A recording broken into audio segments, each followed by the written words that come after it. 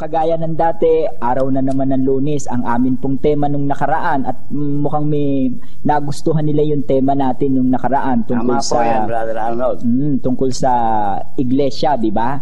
Tunay na iglesia. Tunay na iglesia at meron tayong inilatag. Inilatag nga natin yung natouch natin ng konti kasi yung bato, di ba? Naalala mo yun, napahapayawan natin ng kapiraso yung bato tsaka yung susi.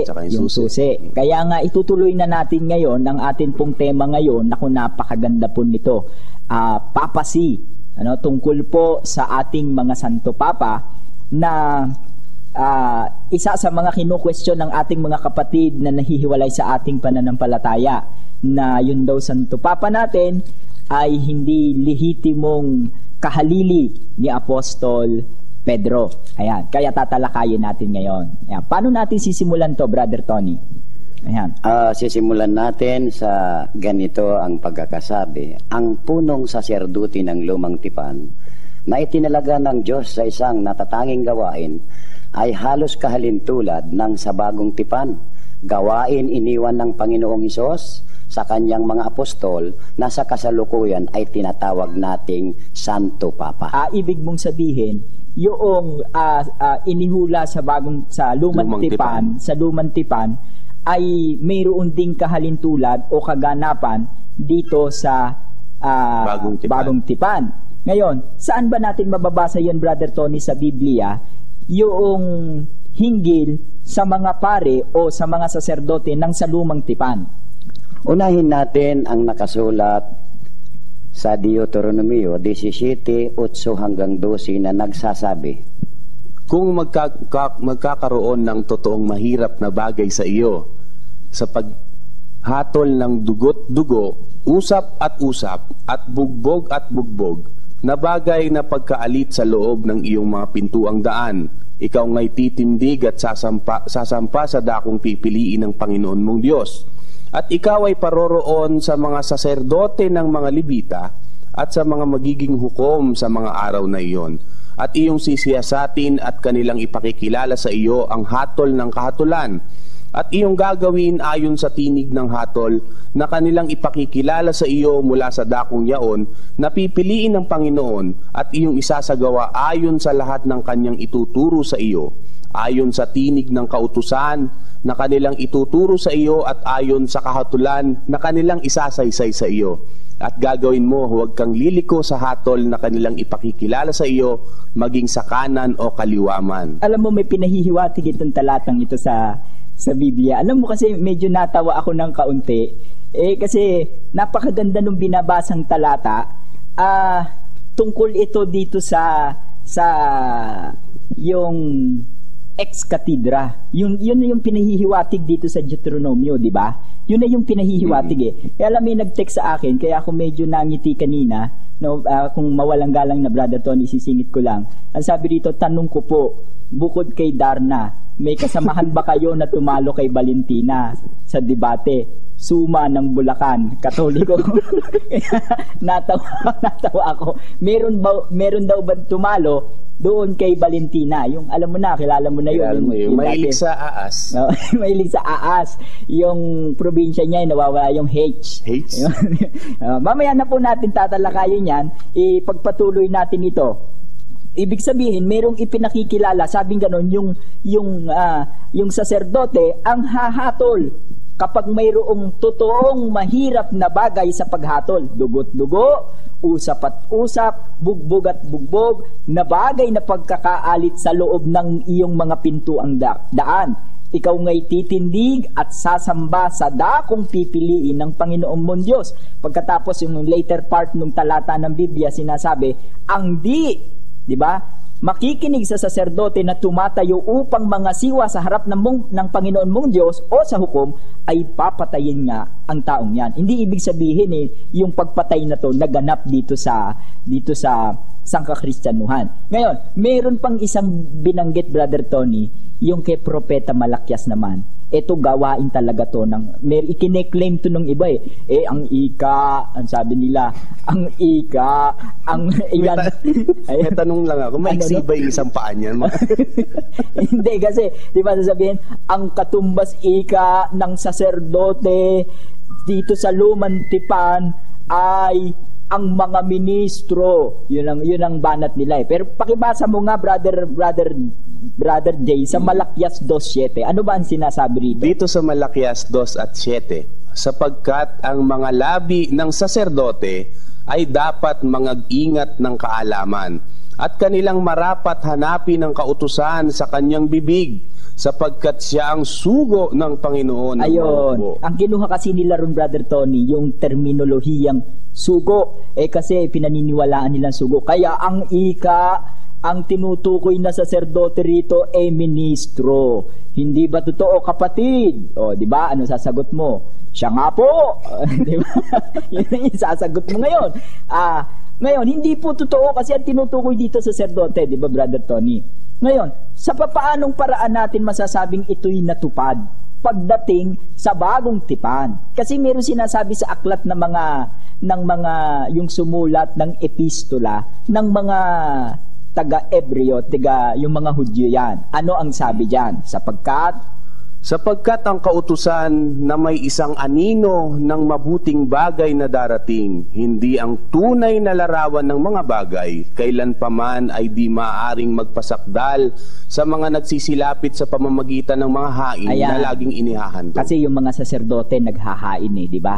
Kaya sa amin ganun, yung kautusan hinggil sa kanila ay isang anino, no? May isang anino ng mabubuting bagay na darating. Ibig sabihin, Brother Tony, anino lang yung iniuutos doon sa Deuteronomio. Mayroon siyang tinutukoy na darating. At natapos na nga yung panahon ng bagong tipan, nandito na tayo sa panahon ng bagong tipan.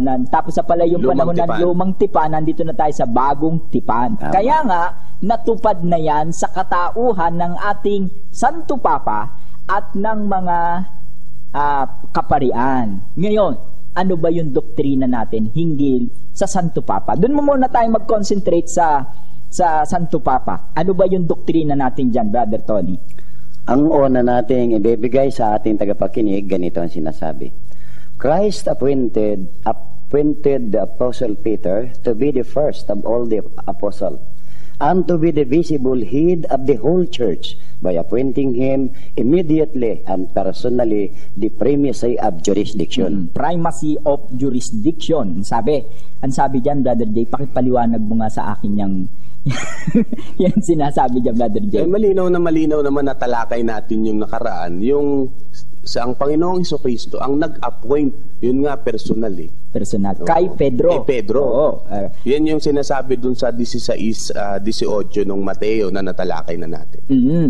Ngayon, yung pangalawa, Brother Tony, na ating doktrina hinggil. Ang sabi rito, Christ appointed the Apostle Peter to be the first of all the apostle and to be the visible head of the whole church. Sabi niya, siya raw yung nakikitang puno ng buong iglesia. Diba?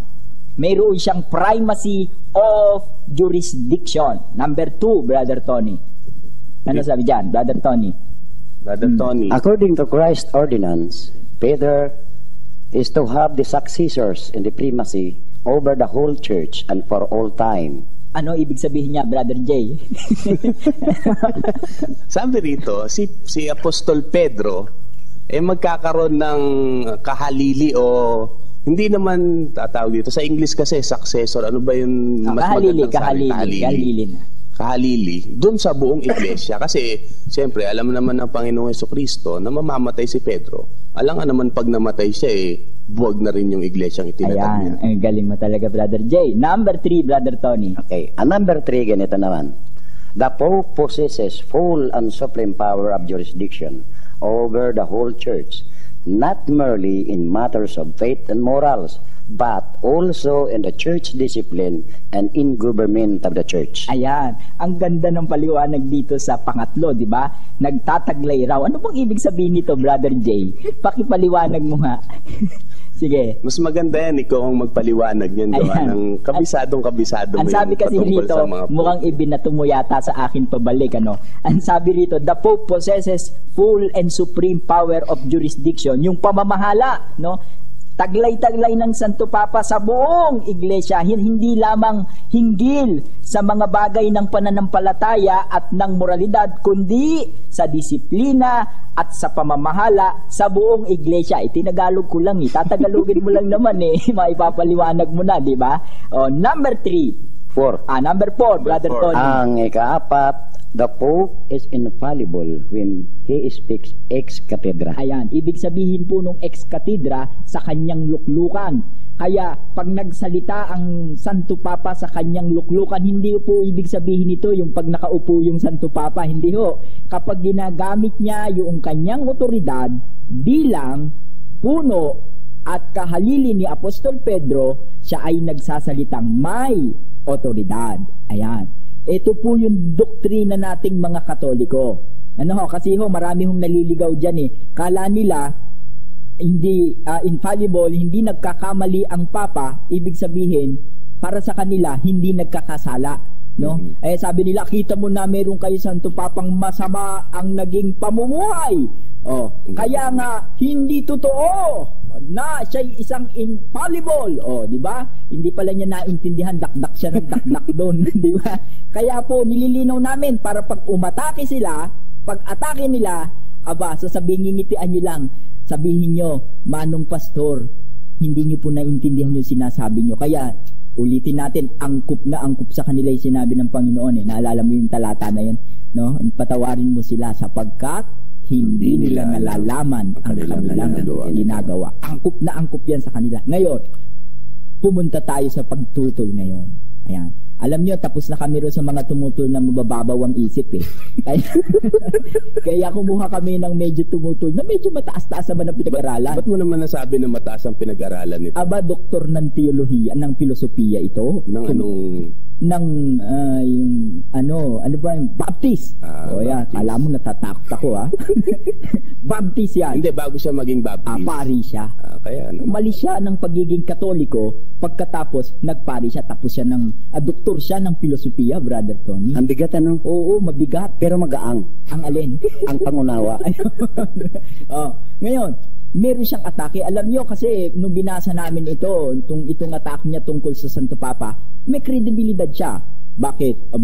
Kapag ang pinag-usapan natin filosofiya, marunong ito. Pag ang pinag-usapan natin ay historya, magaling ito. Hindi kagaya ng mga napupulot natin sa mga tabi-tabi na lang dyan, na ewan ko sa mga nag-aral sa Law School of Malolos, Bulacan. Mababang paaralan ng Malolos, Bulacan. Yung mga trasher. Yung mga trasher. Ngayon, ano ba yung tutol nila? Sino ba magbabasa sa inyong dalawa? Ako na. Sige, ikaw na. Catholic theology, recognizing the total silence about the papacy in the Bible, concentrates its effort on Peter, who is considered the prince of the apostles. I regard this a very subtle deception. Most Catholics take it for granted that the Pope is the legitimate successor of the Apostle Peter. Yet there is no biblical or historical proof for it. More than that, there is no connection between Peter and the founder of the Church of Rome. So even if what the Catholic Church teaches about Peter were true, this absolutely could not be attributed to the Pope. Alam mo, sa sobrang taas ng pinag-aralan nito, nakakalimutan niya yung sinasabi niya. Hindi mo napansin. Nakakalimutan niya. Sa sobrang taas ng pinag-aralan niya, ang sabi niya nung una, I regard this a very subtle deception. Sabi niya, isang ano ba yung deception sa Tagalog, brother? Pandaraya. Pandaraya, panlilin lang. Sabi niya, yung si Apostol Pedro raw, ay, ang tinuturo raw natin si Apostol Pedro, ay prinsipe ng mga apostol. Sinasabi niya panlilin lang daw yon. Pagkatapos sa bandang huli nung sinabi niya, so even if, sabi niya, what the Catholic Church teaches about Peter were true, umaasa pa siyang totoo yung tinuturo natin pagkatapos siya sabihin nanlilin lang tayo. Sa sobrang taas sa pinag-aralan, nasisiraan na yata ito ng bait no? Pero ang gawin natin, kagaya ng ginagawa natin palagi, hihimayin natin siya. Di ba?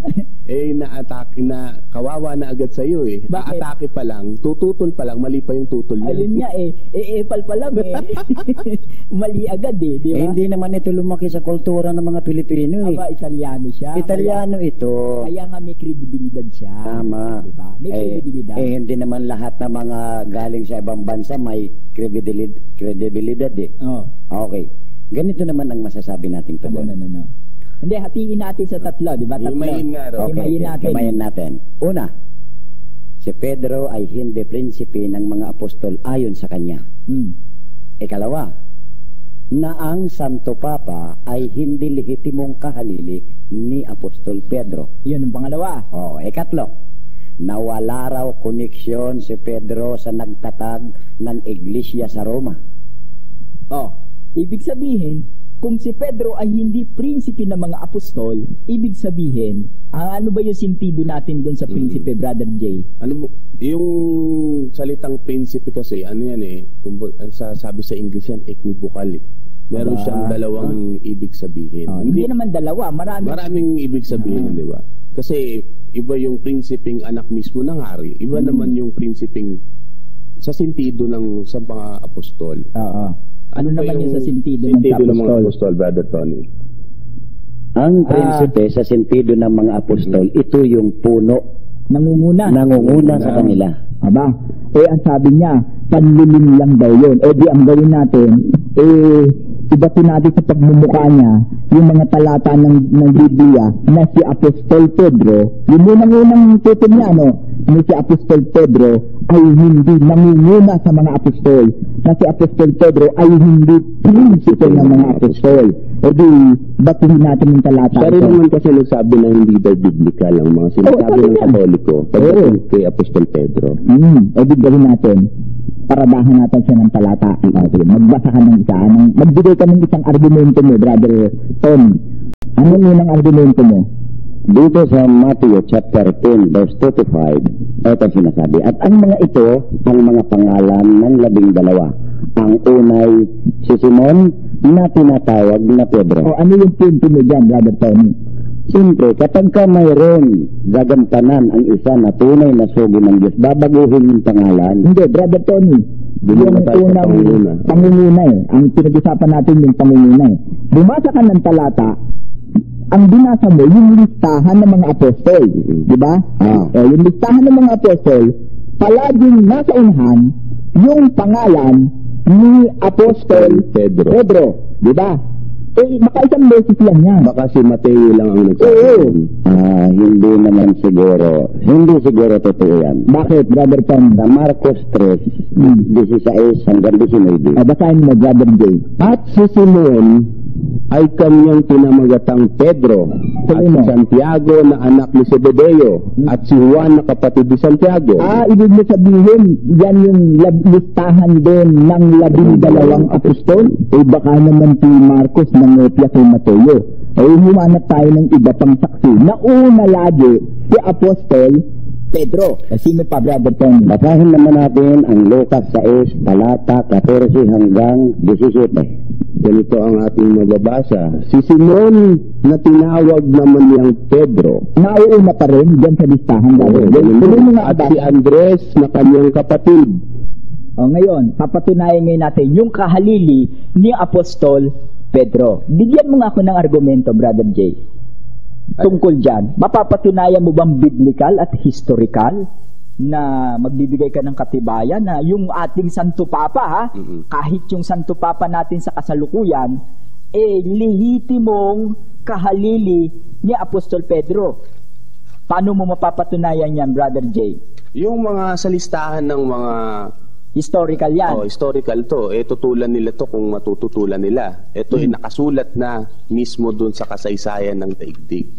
Sasabihin hindi totoo yan, fabricated lang yan. Di tignan natin, sabi dun sa listahan ng mga papa, ang kahalili ni Apostol Pedro, sino? Si Saint Linus. Si Linus. Saint Linus. Meron ka ba mababasa sa Biblia si Linus? Apostolic Age. No? Yung Apostolic Age, si Linus, kahalili ni Pedro? O meron ka ba mababasa sa Biblia na itong Linus na to binabanggit sa Biblia? Di binasa natin sa kasaysayan, merong humalili kay Apostol Pedro, si Linus. Di basahin din natin sa Biblia kung may Linus nga. Dito sa 2 Timothy 4:21, make every effort to come before winter.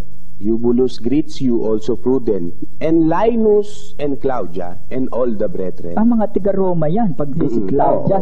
Kasi meron, sino yung isang Prudence? Prudence, Si no? Prudente. Si Prudente sa Tagalog. Alam po ninyo, mga kababayan, to si Prudente, sa kanyang isa siyang senador ng Romano. Senador siya na sa kanya pinatira si Apostol Pedro. Historical ito. Kaya ngayon po, yung simbahan na yon, yung bahay na yon ni Prudente ay ginawang isang parokya, no? Parokya ng mga Pilipino doon sa Roma. At nandoon yung kapiraso ng lamesang ginagamit ni Apostol Pedro sa kanyang pagdiriwang ng Santa Misa doon nung nasa sa Roma siya. Ibig sabihin, historical ito. At nakasulat na sa listahan natin, historical. May katibayan tayo na mayroon niyang certain Linus sa Roma ng panahon ni Apostol o Apostolic Age, mayroong certain Linus, di ba? Meron ka pang isa. Meron po siyang isa. Si Pope Clement. At ito, matibay na matibay ito. Mababasa natin sa kasaysayan, mababasa pa natin sa Biblia. Sige nga. Sabi rito sa Philippians chapter 4 verse 3, indeed, true comrade, I ask you also to help these women who have shared my struggle in the cause of the gospel, together with Clement also and the rest of my fellow workers whose names are in the book of life. Ang dami niya palang kasama. Bakit si Clemente lang yung binanggit niya? No. Oo. Ibig sabihin, itong taong ito mayroong mataas na katungkulan. Kaya ang dami raw niyang kasama Pero binanggit niya, nag-iisa itong si Clemente. Ibig sabihin may bearing, di ba? Meron siyang dating. Ngayon, mas pabigatin pa natin. Pag sinabi mong Pedro, ang sabi ng Panginoong Hesukristo, Brother Tony, ikaw ay Pedro, sa ibabaw ng batong ito, itatatag ko ang aking iglesia. Hindi makapananaig dito, miski ang mga pintuan ng Hades. Ngayon, pagkatapos mamatay ni Apostol Pedro, namatay na. No, namatay na si Pedro. Doon na rin ba natatapos yung salita ng Panginoong Hesukristo? Wala na yung bato Wala na. Doon ba natatapos yon? Pag sinundan natin yung argumento nila, natapos na yung namumuno, siyempre, yung pinamumunuan, tapos na rin. Tapos na rin. Parang nabaliwala yung sinabi ng Panginoon. Walang saysay. Dapat hindi niya na sinabing ikaw ay Pedro sa ibabaw ng batong ito, na pagdating ng hangin, pag lumagpak ang ulan, hindi mabubuwal kasi nakatayo sa ibabaw ng bato. Kung yun yung kanilang argumento, parang sinasabi nilang hindi totoo. Kaya ito na mga nagsisinungaling ito no? Nagsisinungaling at ang dami nila naliligaw dito sa kanilang mga susulatin. At hindi sila nagsasabi ng katotohanan. Ano ang hatol na dapat sa kanila, Brother Tony? Sungayin. Mayroon dyan sekta na mahilig sa sungay. Ayan. 8-8. Ayan. Sabi sa Jeremias 8:8, paano ninyo sinasabi kami ay pantas at ang kautusan ng Panginoon ay sumasa amin? Ngunit narito, ang sinungaling na pangsulat ng mga iskriba ay sumulat ng may kasinungalingan. Hindi po namin sinasabing sinungaling kayo, Hindi namin sinasabi yan. Sinasabi po ng talata ni Propeta Jeremias. Ngayon, bigyan pa natin ng isang argumento. Ipinagdasal sa 22 ng Lucas, ipinagdasal ng Panginoong Hesukristo, personal na naman si Pedro. No, ano ang sabi ng Panginoong Hesukristo, Brother Jay? Dito sa 22 at 31 ng Lucas, Simon, Simon, narito, hiningi ka ni Satanas upang ikaw ay maliglig niyang gaya ng trigo.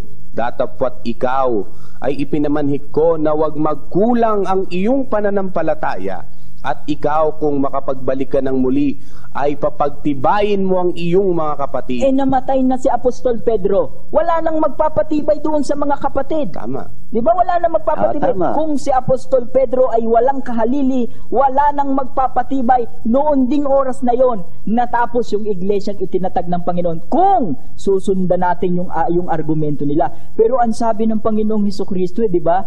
Ang Panginoong Hesukristo, pag nagsabi, hindi lang referido noon kay Pedro kung hindi referido rin sa ating mga Santo Papa? Bakit? Sino ba si Kristo? Basa, Brother J, 13:8. 13:8 ng Ebreo, si Jesucristo rin ay siya ring kahapon at ngayon, oo at magpakailanman. Ayun. Kaya yung salitang iyon ng Panginoong Jesucristo, kahapon kay Pedro sinabi, ngayon sa Santo Papa natin sinabi, at sa darating kapag napalitan yung ating Santo Papa. Patuloy na pinananalangin ng Panginoon at ipinamamanhik yung mga mag-aalaga, yung mga mamumuno, magpapatibay sa mga mananampalataya. Ito pa isa, bigyan pa natin ng talata para sabihin nila, hindi raw biblical na walang kahalili si Pedro. Ito pa, mag-iisip lang po kayo hindi natin babasahin itong letra por letra. Mag-iisip tayo. Kailangan po paminsan-minsan, wag lang kayong nakanganga pag nagsalita yung pastor nyo. Italiano yan, magaling yan. Tapos nganga ka na hanggang sa tumulo na yung laway mo. Pag tumulo na yung laway mo, wala na. Ano ka na? Papahira na nung wala na. Maganda yung sinabi mo, Brother Arnold, yung mag-isip kasi meron si Tuchang. Sumasagot daw siya. Sumasagot siya bago siya mag-isip. Baligtad sumasagot muna bago mag-isip. Baligtad. Kaya pag sagot niya, naisip niya, mali yata yung naisagot. Kaya pala, marami. Kaya ang daming mali-mali Magbigay ka pa ng isa. Ano pa yung isa? Ano ang sabi ng Panginoong Jesucristo? Dito sa Juan 21:15, kaya't nang makapagpawing gutom sila ay sinabi ni Jesus kay Simon Pedro, Simon, anak ni Juan, iniibig mo baga ako ng higit kaysa mga ito? Sinabi niya sa kanya, oo Panginoon, nalalaman mo na kita'y iniibig. Sinabi niya sa kanya, pakanin mo ang aking mga kordero. Sinabi niya sa kanyang muli sa ikalawa, Simon, anak ni Juan, iniibig mo baga ako? Sinabi niya sa kanya, oo Panginoon, nalalaman mo na kita'y iniibig. Sinabi niya sa kanya, alagaan mo ang aking mga tupa. Sinabi niya sa kanya sa ikatlo, Simon, anak ni Juan, iniibig mo baga ako? Nalumbay si Pedro sapagkat sa kanya'y sinabing makaikatlo, iniibig mo baga ako? At sinabi niya sa kanya, Panginoon, nalalaman mo ang lahat ng mga bagay, nalalaman mo na kita'y iniibig. Sinabi sa kanya ni Jesus, pakanin mo ang aking mga tupa. Ayan. Papapansin mo mayroong tatlong pagkakataong sinabi ang Panginoong Hesukristo kay Pedro. Ang sabi niya, alagaan at pakainin yung mga tupa. Sino yung inutusan? Si Pedro. Si Pedro ang inutusan. Namatay na naman ulit si Pedro. Wala nang Pedro. Sino pa magpapakain sa tupa? Mamamatay sa gutom yun. Mamamatay sa gutom. Mawawala. Kung walang kahalili. Ibig sabihin, may kahalili siya. Hindi magsasalita ang Panginoong Hesukristo. Hindi siya magsasalita na hanggang dun lang. Kaya nga binasa natin sa Ebreo siya ay kahapon, ngayon at magpakailanman. Kaya tuloy-tuloy yun. Patuloy yung panalangin niya magmula kay Pedro hanggang sa kanyang mga kahalili. Patuloy yung kanyang pag-uutos sa pagpapakain kay Pedro at sa kanyang mga kahalili. Kaya po, ito ang katibayan na yung aming mga Santo Papa ay lehitimong kahalili ni Apostol Pedro. Ngayon, meron ako natanggap na text. Ang sabi rito, brother, parang mali yung tanong mo Ang sabi niya rito, 0910-939-6051. Ang sabi niya, meron ba tayong mga Santo Papa na Antikristo? At bakit naging Antikristo sila? Meron ba? Meron ba tayong Santo Papa na Antikristo? Ang ibig po sabihin ng Antikristo, kalaban ni Kristo, di ba? Magiging Santo Papa ka ba naman kung kalaban ka ni Kristo? Kagaya ng Antipapa, kalaban ng Santo Papa. Diba? Kaya po, mali po itong tanong ninyo, wala po tayong Santo Papa na naging Antikristo. Maaari, meron tayong mga mangangaral, mga pastor, mga sugo, Antikristo. Pero sa Santo Papa, wala pong Antikristo. Marami po Antikristo yung nasa labas ng iglesia, pero nasa loob, hindi maaari. Ayan, Brother Tony. Kaya alam nyo, mabilis masyado ang ating oras, masyadong napakabilis at ang dami pa naman itong argumento, di ba? Ang dami pa naman na gusto niyang butasan sa atin. Meron pang isa na ibinubutas sa atin.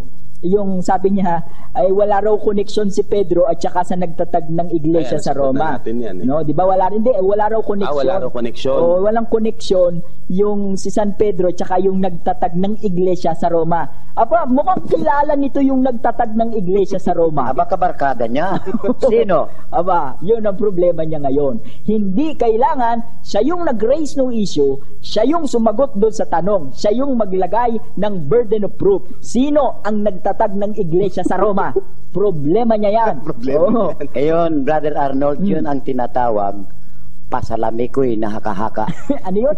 Pasalamikoy. Ibig sabihin, walang katotohanan. Fabricated, kumbaga. Ayan, sayang naman. Ako'y nanghihinayang dito. Isa pa naman siyang dating pare. Ano kaya naging dahilan? No? Mayroon, siyempre. Mayroon. Hindi nakikita yan eh. Hindi nakikita.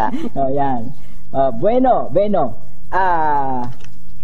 Hindi na natin siguro matatalakay yung ating infallibility, at saka yung mga yung iba pang mga tutol at mga argumento. Ito gusto mo to yung sa di pagkakamali ng Papa, 'di ba? Yung infallibility, sabi mo bigyan kita rito ng kapiraso 'di ba? Yung yung tungkol dito sa sinasabi niya the gates of Hades will not overcome it. Roman Catholics interpret this to mean that Peter and his successors, the Pope, cannot err. This is obviously a faulty interpretation. Jesus specifically said that the gates of Hades will not overcome it, not you, referring to the church, not Peter. Para sa kanya, yung iglesia hindi magkakamali, pero yung puno ng iglesia magkakamali. Tama ba yung argumento niya? Tama ba yun? Ang layo nun kung sa Biblia natin pagbabatayan. Basahan mo nga siya, Brother. Basahin natin. Dito sa Kawikaan 28 at 12. Kung ang puno ay nakikinig sa kabulaanan, lahat niyang mga lingkod ay masasama. Babaligtad naman, Pag yung puno nakinig, saan? Sa kabulaanan, lahat ng lingkod masasama. Mahahawa yung mga lingkod, masama yung puno, masama rin yung kung mabuti naman yung napakinggan. Siyempre, mabubuti rin yung mga tagasunod. Sa kanya naman baligtad. Naging masama yung puno, pero mabubuti yung hindi biblikal. Ngayon, napatunayan natin. Sabi nila, kami biblikal. Tsaka hindi, meron pang... Amen, sabi nila. Meron pang argumento, kung nagkamali yung puno, mali din yung buong iglesyang pinamumunuan niya. Sila nga, mali-mali Sabi nila noon, ang Katoliko nagtatag si Kristo ang nagtatag, pagkatapos natalikod. Ngayon wala na raw yung iglesia. Ang ika di ba sabi ng mga may polio mali-mali. Yung isa naman, asan yung iglesia? Aanib ka lang daw. Nasaan? Ando sa Biblia. Paano mapupunta sa Biblia yung iglesia? Ano ba naman tumutukoy ka ng lugar tapos mapupunta sa Biblia, magbabasa ka lang? Yan mga punong mali-mali. Kasi pilit nilang kinukuha itong talatang 29:12. Hindi sa kanila referido yan. Referido yan sa Santo Papa. Hindi po nagkakamali ang Santo Papa. Tingnan mo itong argumento niya, bumalandra na naman sa kanya. Ang galing pa naman dito sa filosofiya, kaya lang yung mga argumento niya ngayon, nahawa na siya doon sa mga naglulundag nakikita mo yung pag sumasamba nangingisay. Ako minsan natatakot baka tumihaya, mabago kang ulo yan yung mga yan Ang tinutukoy mo ba, Brother Arnold, na sinasabi mong isang Italiano? Itong nagbibinta ng kanyang mga librong sinulat, Papacy, the Blessed Virgin Mary, Babylonian. Ito yung tinutukoy mo. At yung pangpamagat niya very very misleading Berito, ang pamagat, the Pope, what every Roman Catholic needs to know. Biruin mo leading, syempre pag Katoliko, kailangang malaman ko yung tungkol sa Santo Papa. Tama. May misleading yung pamagat pa lang. Pag binasa mo ngayon, aatakihin niya nang aatakihin yung Santo Papa. Ang tawag mo diyan. Sinungaling tong pansulat na to. 8-8. Ang ibig mo sabihin, Brother Arnold, yan na tao na yan ang kinatuparan ng 16-18 ng Roma? Ikaw may sabi niyan. Sige, basahin mo. 16-18 ng Roma. 16-18 ng Roma. Sapagkat ang mga gayon ay hindi nagsisipaglingkod sa Kristong Panginoon, kundi sa kanilang sariling tiyan at sa pamamagitan ng kanilang mabuting pananalita at maiinam na mga talumpati ay dinadaya ang mga puso ng mga walang malay. Ayun, maliwanag. Pag nabasa nga naman yung sinabi ni Brother Arnold, yari na. Ano na, magiging sa kanila na yung tao. Ayun. Kaya po ngayong gabing ito, napatunayan natin sa pamamagitan ng Biblia at ng kasaysayan. Ay hindi pa nga po namin nabanggit yung mga atake niya, yung mga binabanata niya, si Pope Liberius, si Pope Honorius, ang dami pa niyan. Kung gusto nilang mas mapalalim pa nga, lagi nating imbitasyon, tuwing alas 3 po ng hapon sa Quiapo Church, sa Cardinal Sin Building, tuwing araw ng linggo, sa 3rd floor, hanapin nyo lang po sa guard yung St. Peter's Men's Society. Ayan. At yung ibang kasama natin dito, nagpupunta na sila ron Brother Tony. Pahabol pagbati pala, Brother Arnold, binabati ko si Professor Rome Castro, nakasalukuyan nakikinig. At si Brother Igay, pasyalan mo na kami sa Plaza Miranda. At higit si Pamilya Villas, Brother Arnold, nabati mo ba? Si Brother Vic, si Jonathan, at saka si Anset. Ayan. Okay, bago tayo matapos, gusto ko lang basahin itong talatang ito sa Lucas. At nangyari nga na samantalang siya ay sinisiksik ng karamihan na pinakikinggan ng salita ng Diyos, na siya ay nakatayo sa tabi ng dagat-dagatan ng Genesaret. At nakakita siya ng 2 daong na nasa tabi ng dagat-dagatan. Datapwat, nagsilunsad sa ang mga yaon, ang mga mamamalakaya at hinuhugasan ng kanilang mga lambat. At lumulan siya sa isa sa mga daong na kay Simon. Gusto ko lang magnilay dito na ang Panginoong Hesukristo, bagamat mayroong ibang mga bangka roon, mayroong mga ibang mga bangka, sumakay si ang Panginoong Hesukristo sa daong ni Simon. Pagkatapos niyang makasakay sa daong ni Simon, doon siya nangaral. Nangaral ang Panginoong Hesukristo sa daong ni Simon na Pedro. Pagkatapos ang sabi niya kay Pedro, huwag kang matakot, mula ngayon ay gagawin kitang mamamalakayan ng mga tao. Ano po yung ibig sabihin? Baka po yung bangka na inyong sinasakyan, wala si Pedro. Baka po yung bangka na inyong sinasakyan para dalhin kayo papunta sa Panginoon, hindi bangka ni Pedro. Baka kung kaninong bangka, baka bangkang Pilipino na ang nagtatag ay hindi pinamunuan ni Pedro. Kaya po, maliwanag na maliwanag, lumulan siya sa isa sa mga daong na kay Simon. Sa 5:3 po yun ng Lucas. Kaya po mga kababayan, mag-isip-isip po kayo. Baka ibang bangka yung nasakyan nyo. At kung kayo'y nakasakay sa ibang bangka, may panahon pa kayo. Lumipat ulit kayo doon sa bangka na kung saan ito'y pag-aari ni Simon na tinatawag na Pedro, at doon lamang sa bangka ni Pedro nangangaral ang ating Panginoong Diyos. Ayan, bago po tayo matapos ay siguro, Brother Tony, wala na kayong nakalimutang batiin. Mayroon pa ako sa mga nakikinig, nakikiusap kami sa inyo na suportahan ninyo ang aming programa, sapagkat wala kami dito hangarin na pansarili, kundi pangbuong Kristiyano na tunay. Basta't ako, Brother Tony, nagpapasalamat ako ng lubos, lalong-lalo na kay Brother June Perez, kasi ang ating programang ito ay hindi magiging o magkakaroon ng may sasakatuparan kung hindi sa kagandahang loob niya. Ng mga panahon na nakalutang tayo sa ere, siya yung nandoon at tumulong sa atin na magpatuloy itong programa. Kaya po tinatawagan namin kayo, sana anuhin ng Panginoon ng inyong mga puso, haplusin, upang ang gawain ito ay magpatuloy at ipagtanggol po nating sama-sama ang simbahang Katoliko sa tulong ng St. Peter's